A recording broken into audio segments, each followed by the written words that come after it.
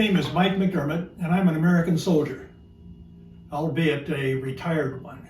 I'm also an historian, most interested in the combat history of the United States Army and how that history relates to the development of the nation. This is presentation number 1 of a series of presentations that I'm going to do, a series of videos which are going to cover all of the 192 campaigns fought by the Army. These campaigns are the vehicle that I'm going to use to tell the larger story. And so rather than sticking to the names and the dates of the History 101 courses that we were all subjected to, I'm going to use the campaign descriptions as a way in which to tell our national story. And that story is told in this manuscript, which I recently completed, entitled Campaign Streamers of the United States Army, a Battle History of Sacrifice and Courage. I want to mention up front that my presentations are simply not going to be as spontaneous and as extemporaneous as I would necessarily like them to be. And the reason for that is because some of this is a little bit dense, and particularly when we get into telling the specific campaign stories, because I really want to be sure that I don't miss anything. And I'm afraid that if I don't use this script, I'll get off point and I'll wander and get away from the topic, which is always a danger with me. But at any rate, I'm going to use this script to a certain degree to keep me on point. Now, when you view the Army flag, and this cover depicts a portion of the Army flag, you see this date, 1775, at the bottom of the flag. Now, that is the year that the Second Continental Congress created the American Army, our nation's senior service. They also named George Washington the Commander-in-Chief of the Continental Army.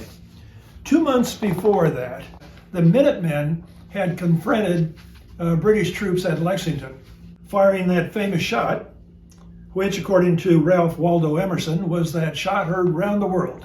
There is no doubt that revolution was in the air in 1775 when the Minutemen confronted the British at Lexington.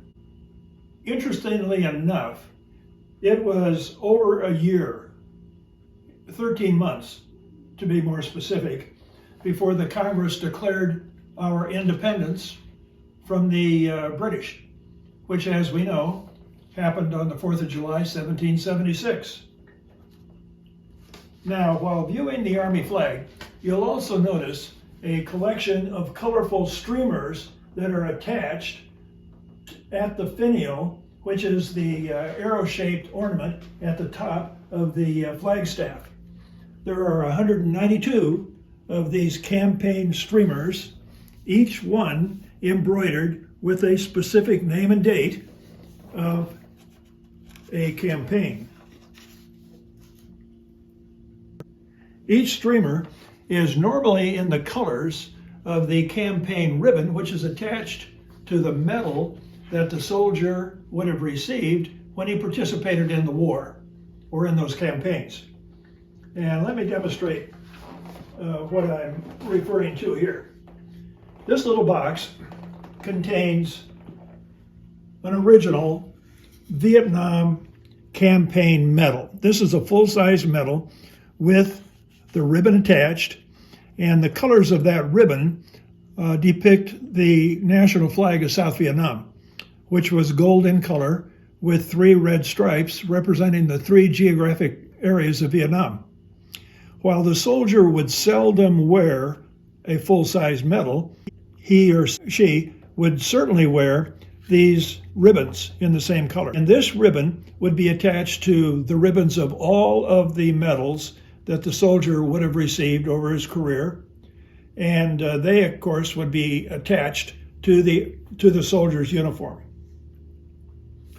While the full-sized medal would seldom be worn, there's also a miniature version of all of those medals. And let me demonstrate what that might look like. These are my miniatures. Miniatures are normally worn on formal uniform, a dress uniform, or on a civilian suit like this, or a civilian tuxedo for formal occasions.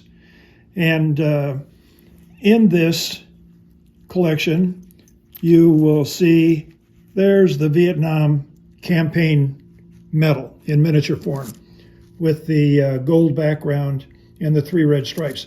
Attached to it are 2 little silver stars. And for those who can break the code, what that means is that I participated in a total of 11 campaigns during the course of the Vietnam War. Now, the colors of those ribbons attached to the medal are also the colors that are used with the campaign streamers that this book tells the story of. And staying with the Vietnam War, let me open this book to the first of the streamers, of the 17 streamers associated with the Vietnam War. Defense 1965.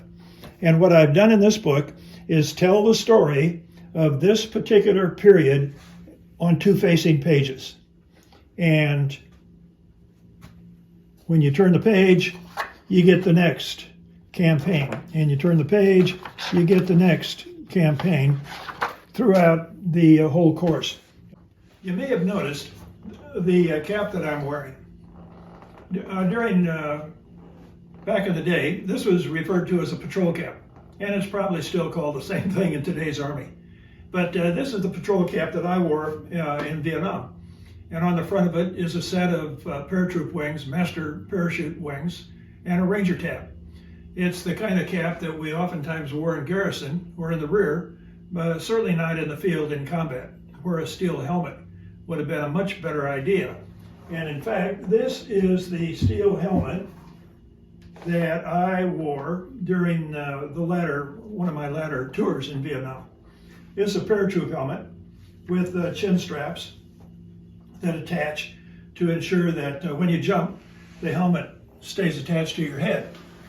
On the front of it is embroidered a set of master parachute wings, captain's bars, and the word Dakota, which was my radio call sign at the time. Dakota is where I was born and raised. And on the back of the helmet, an American flag sewn on. You might question whether it was such a good idea to have all of this on your headgear in combat. And I guess in my only defense is it was in subdued black, and it was the common practice at the time. Now I'm going to try this on. I haven't worn this for a few years, but I'm going to try it on just for old time's sake. Yeah, it still fits. I actually have less hair than I did then, but it fits pretty well, and it is very comfortable, and it brings back some wonderful old memories. I spent the last 10 years writing, researching, refining, polishing this manuscript. And to the best of my knowledge, this labor of love is the only example of a book which contains, between 2 covers, a description of each of the 192 campaigns fought by the American Army starting in Lexington. In my next video, I'm going to introduce this manuscript in greater detail. Now, as I mentioned previously, this is the first, or the introductory video of a series that I'm going to do, which will cover each of those 192 campaigns. I think we can probably do 2 campaigns per session and keep the videos within a reasonable length, which means roughly 100 campaigns, and it's or 100 videos rather, and it's going to take some time to accomplish all of that, starting with Lexington and ending with the Global War on Terrorism campaign, which continues. which is ongoing. Now, I want to invite you to subscribe to my channel, and I ask you to comment concerning what I've accomplished here. I really look forward to opening a conversation with you, and I can only do that if you will make some comment and let me know what your impressions are of what I've gotten started today. The next video, as I mentioned, I'll introduce the book, and until then, all the best, and God bless America.